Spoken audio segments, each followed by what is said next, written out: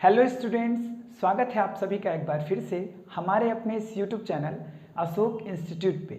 जैसा कि मैंने आप सभी को कहा था कि क्लास 12 की केमिस्ट्री का क्रैश कोर्स लेकर के मैं 1 सितंबर से आप सबके सामने हाजिर हो जाऊंगा। तो आया हूं मैं आप सभी के सामने आज क्लास 12 केमिस्ट्री के फर्स्ट चैप्टर ठोस अवस्था को लेकर के।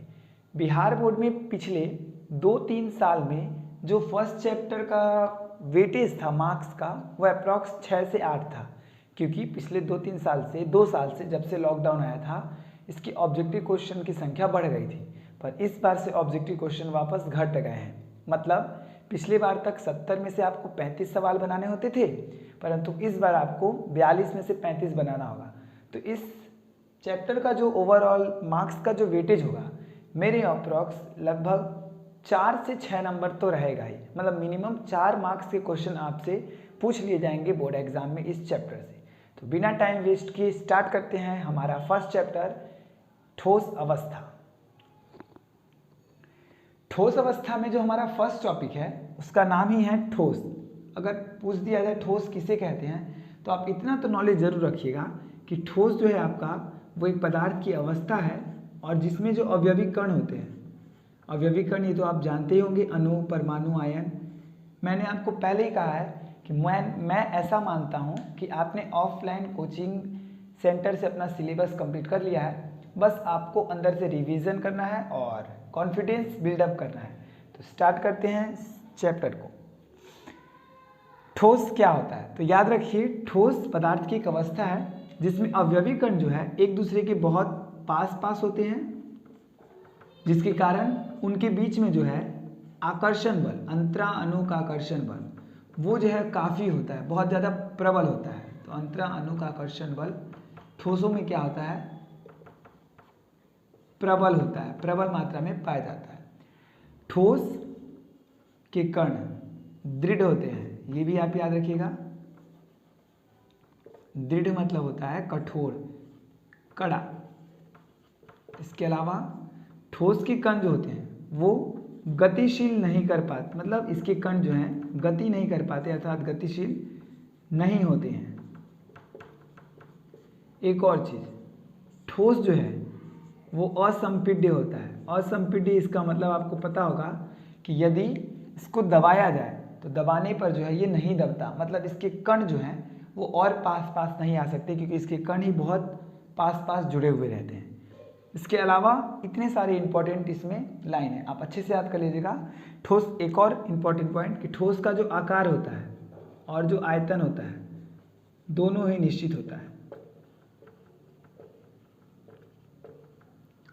जब भी हम कोई भी टॉपिक पढ़ेंगे तो उसको चारों तरफ से वार अटैक करेंगे ताकि एग्जाम में जैसा भी क्वेश्चन आ जाए हमसे बन जाए। जैसे क्वेश्चन एग्जाम में पूछ सकता है आपसे कि ठोस कठोर क्यों होते हैं, 2 नंबर का मार्क्स में पूछ सकता है ठोस कठोर क्यों होते हैं। तो आप बोल सकते हैं कि ठोस में अवयवी कण जो है अणु, परमाणु और आयन एक दूसरे के बहुत पास होते हैं, जिसके कारण उसमें प्रबल आकर्षण बल पाया जाता है। वो गति करने में असमर्थ होते हैं, मतलब ठोस के कण एक स्थान से दूसरे स्थान नहीं जा सकते, इसलिए वो कठोर होते हैं। या फिर इतना भी आप बोल सकते हैं कि ठोस में अणु, परमाणु और आयन जो अवयवी कण हैं वो एक दूसरे के बहुत पास प्रबल आकर्षण बल के द्वारा जुड़े होते हैं, इसलिए ठोस कठोर होते हैं। इसके अलावा आप याद रखिएगा कि ठोस के कण गतिशील नहीं होते, ठोस असंपीड्य होते हैं, मतलब इसके कण और पास नहीं आ सकते, दबाया नहीं जा सकता, और ठोस का आकार और आयतन दोनों निश्चित होता है। इतने सारे नोट पॉइंट आप याद रखिएगा।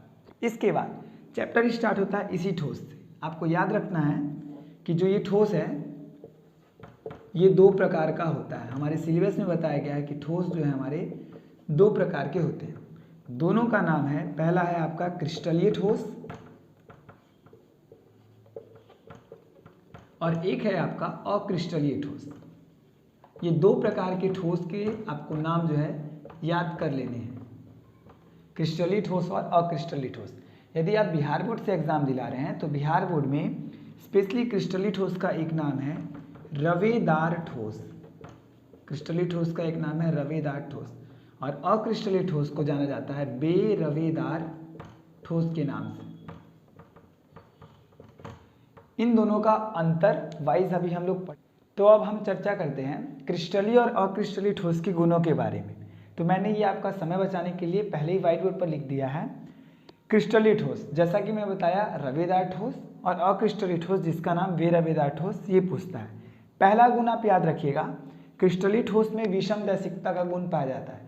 बार बार ये क्वेश्चन एग्जाम में पूछे जाते हैं बोर्ड के कि विषम दैशिकता का गुण किस में पाया जाता है, किस ठोस में पाया जाता है। तो इसका आंसर होगा आपका क्रिस्टलीय ठोस। इसके अलावा आप याद रखिएगा कि दीर्घ परास भी क्रिस्टलीय ठोस में पाया जाता है। इसके गलनांक और क्वथनांक निश्चित होते हैं, फिक्स होते हैं, और इनकी ज्यामिति मतलब आकार, ये भी निश्चित होता है। ये आपको 4 पॉइंट तो जरूर याद रखना है। ऑफलाइन कोचिंग सेंटर में आपने बहुत सारे पॉइंट देखे होंगे, पर ये 4 सबसे ज़्यादा इंपॉर्टेंट है, स्पेशली विषम दैशिकता और दीर्घ परास। आप याद रखिएगा ये दोनों गुण पाए जाते हैं क्रिस्टलीय ठोस में। अक्रिस्टलीय ठोस या बेरवेदार ठोस, उसमें समदैशिकता का गुण पाया जाता है। क्रिस्टलीय में विषम दैशिकता और अक्रिस्टलीय में समदैशिकता। इसके अलावा लघु परास का गुण पाया जाता है। इसके गलनांक और क्वथनांक अनिश्चित होते हैं, और इसकी ज्यामिति भी अनिश्चित होती है। आकार जो होता है इसका आकृति, ये भी अनिश्चित होता है। एग्जाम्पल मोस्ट इंपॉर्टेंट है आपके लिए। एग्जाम्पल बिहार बोर्ड में यदि आप दे रहे हैं एग्जाम 2023 में, तो सबसे ज़्यादा मोस्ट इंपॉर्टेंट है आपका ये एग्जाम्पल।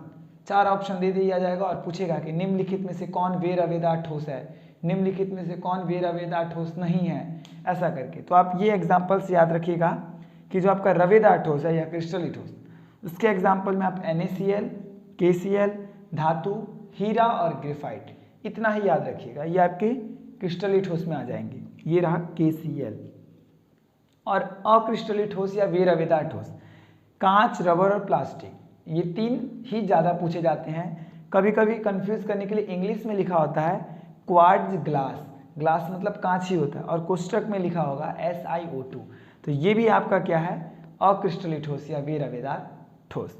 इतना करने के बाद नेक्स्ट टॉपिक आपका आता है क्रिस्टलीय ठोस के प्रकार। तो ऑब्जेक्टिव क्वेश्चन ये भी बन जाता है कि क्रिस्टलीय ठोस कितने प्रकार के होते हैं। तो आप याद रखिएगा क्रिस्टलीय ठोस होते हैं जो 4 प्रकार के। क्वेश्चन घुमा के पूछता है रवा कितने प्रकार का होता है। तो आप याद रखिएगा क्या, 4 प्रकार का। क्रिस्टल को ही बोलते हैं रवेदार ठोस, इसलिए यहाँ से वर्ड आया रवा। तो रवा कितने प्रकार का, 4, और क्रिस्टलीय ठोस 4 प्रकार का। वो 4 प्रकार कौन कौन से हैं? सबसे पहला है आपका नाम, एक है आयनिक क्रिस्टल, इसको भी हम लाइन बाय लाइन एक्सप्लेन करेंगे। दूसरा है आपका सहसंयोजी क्रिस्टल, तीसरा है आपका आणविक क्रिस्टल, आणविक ठोस भी कहा जाता है इसको, और चौथा है आपका धात्विक क्रिस्टल।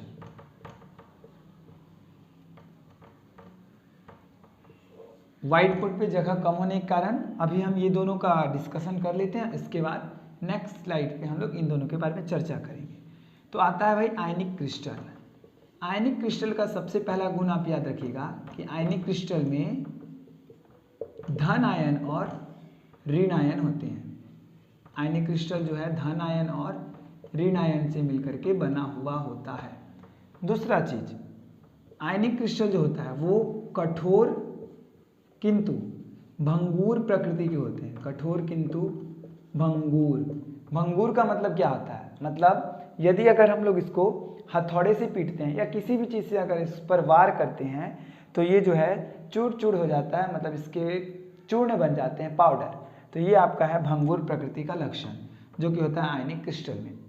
तीसरा चीज, इसका जो आपका गलनांक और क्वथनांक होता है, ये होता है इसका उच्च मतलब अधिक, सबसे अधिक इसका गलनांक और क्वथनांक, मतलब इसको गर्म करने में और इसको मतलब उबलने में ज़्यादा ताप की आवश्यकता पड़ती है। और चौथा मोस्ट इम्पॉर्टेंट है आपके बिहार बोर्ड के लिए, ये जो आयनिक क्रिस्टल होता है ये ठोस अवस्था में विद्युत का कुचालक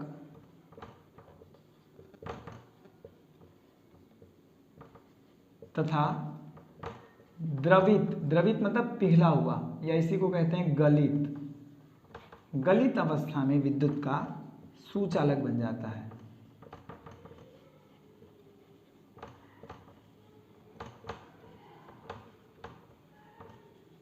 ये पॉइंट आप अच्छे से याद रखिएगा। मतलब जो आयनिक क्रिस्टल होगा, जो इसका एग्जाम्पल मैं लिखूंगा भी, वो अगर ठोस अवस्था में सॉलिड स्टेट में है तो उसमें करेंट फ्लो नहीं होगा। लेकिन यदि हम उसको गला दें या उसको पिघला दें तो फिर उसमें से करेंट फ्लो होने लगता है। मतलब ठोस अवस्था में यह विद्युत का कुचालक, लेकिन द्रवित या गलित अवस्था में विद्युत का सुचालक होता है। कौन?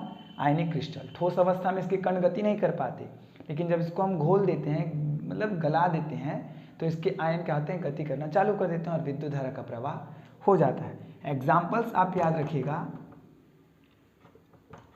आयनिक क्रिस्टल का, NaCl, KCl, MgCl2, K2SO4, ये सब आप याद रखिएगा। स्पेशली एग्जाम्पल्स में पहला जो तत्व होगा आपको धातु दिखेगा। धातु का पहचान आपको आता ही होगा, 9th में आपने सीखा होगा, याद भी किया होगा। तो याद रखिएगा आयनिक क्रिस्टल में पहला तत्व आपको धातु मिलेगा और अगला तत्व आपको अधातु मिलेगा। व्हाइट बोर्ड पे जगह कम होने के कारण नेक्स्ट स्लाइड में हम लोग सहसंयोजी आणविक और धात्विक क्रिस्टल के बारे में चर्चा करते हैं। तो क्रिस्टली ठोस का दूसरा प्रकार है हमारा सहसंयोजी क्रिस्टल। सबसे ज़्यादा इंपॉर्टेंट है इसका नाम। सहसंयोजी क्रिस्टल जो है उसका दो नाम है। जो एक नाम है आपके बोर्ड एग्जाम में पूछा जा चुका है कि नेटवर्क ठोस किसे कहते हैं, या नेटवर्क ठोस का उदाहरण क्या है। तो सहसंयोजी क्रिस्टल को नेटवर्क ठोस कहते हैं, और जो सहसंयोजी क्रिस्टल का उदाहरण होगा वही नेटवर्क ठोस का उदाहरण होगा। तो आप नाम याद रखिएगा, सहसंयोजी क्रिस्टल का नेटवर्क ठोस, और एक और नाम है जालक ठोस। इसके गुण हैं कि नेटवर्क ठोस यानी जो सहसंयोजी क्रिस्टल है वो अत्यंत कठोर होता है। आपको पता होगा कि हीरा एक ऐसा प्राकृतिक पदार्थ है जो सबसे अधिक कठोर होता है, तो ये इसका एक गुण है।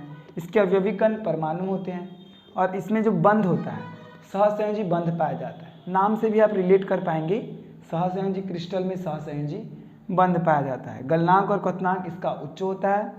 विद्युत का ये कुचालक होता है। जैसा कि आपने अभी देखा कि आयनिक क्रिस्टल जो है ठोस अवस्था में विद्युत के कुचालक और द्रवित या गलित अवस्था में विद्युत के सुचालक होते हैं।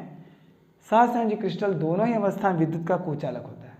ठीक, एग्जाम्पल्स आप याद रखिएगा, 3 ही एग्जाम्पल है, ज़्यादा नहीं है। एक है आपका हीरा, दूसरा है आपका सिलिकॉन कार्बाइड SiC, और तीसरा है ग्रेफाइट। ग्रेफाइट को लेकर एक मोस्ट इंपॉर्टेंट क्वेश्चन है कि ग्रेफाइट विद्युत का क्या होता है, तो सुचालक। ये अपवाद है। बेसिकली सारे जो नेटवर्क ठोस होते हैं वो विद्युत के कुचालक होते हैं, एक ग्रेफाइट को छोड़ करके। तो आप याद रखिएगा ग्रेफाइट जो है विद्युत का सुचालक होता है। थर्ड आता है आपका आणविक क्रिस्टल। अवयवीकरण अणु है, नाम से पता चलेगा। बंध याद रखिएगा, आणविक क्रिस्टल में दुर्बल वॉन डेर वाल्स बंध पाया जाता है, कमजोर बंध होता है ये। और इसकी प्रकृति मतलब ये सॉफ्ट होता है, नरम या फिर मृदु लिखा हुआ मिलेगा आपको, नरम सॉफ्ट होता है।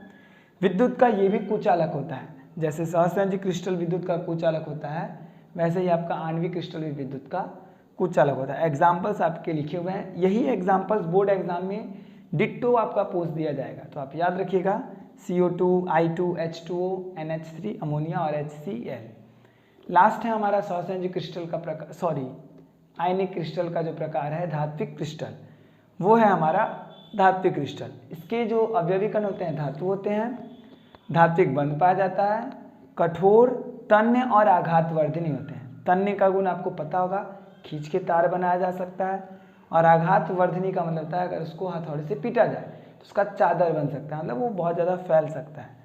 आयनिक क्रिस्टल का गुण अगर अभी आपने पढ़ा हो तो आपको याद होगा वो कठोर और भंगुर होता है, पर धात्विक क्रिस्टल जो है आपका कठोर और तन्य और आघातवर्धनी होता है। गलनांक और क्वथनांक इसके भी उच्च होते हैं, और एग्जाम्पल्स में सारे धातुएं आ जाएंगे। अब आवर्त सारणी में इतने सारे धातुएं, आप कितना कितना का आप नाम याद रखिएगा, गिन चुन के आप 2-4 याद रखिए, और 9th-10th का बस आपको याद होगा 2-4 धातु, काम चल जाएगा। मैग्नीशियम, एल्यूमिनियम, रूबिडियम और टीन, मैंने 4 लिख दिए हैं। तो ये इस वीडियो में हम लोगों ने आयनिक क्रिस्टल का 4 प्रकार, ठोस, क्रिस्टली ठोस, अक्रिस्टली ठोस, इन सब के बारे में जाना। अगली वीडियो में अब हम लोग आगे के टॉपिक्स के बारे में जानेंगे, और ऐसा करते करते हम लोग 3 से 4 लेक्चर में इस चैप्टर का ओवरऑल शॉर्ट रिवीजन कर लेंगे, और इसके बाद एक लेक्चर होगा हमारा प्रीवियस ईयर का क्वेश्चन पेपर, ऑब्जेक्टिव और इस बार पूछे जाने वाले इंपॉर्टेंट क्वेश्चन। यदि आपको वीडियो अच्छी लगी हो तो वीडियो को लाइक कीजिएगा। चैनल पर अगर पहली बार आए हैं तो चैनल को सब्सक्राइब कीजिएगा। आपको इस चैनल पर लगातार केमिस्ट्री से रिलेटेड वीडियो मिलती रहेंगी। धन्यवाद।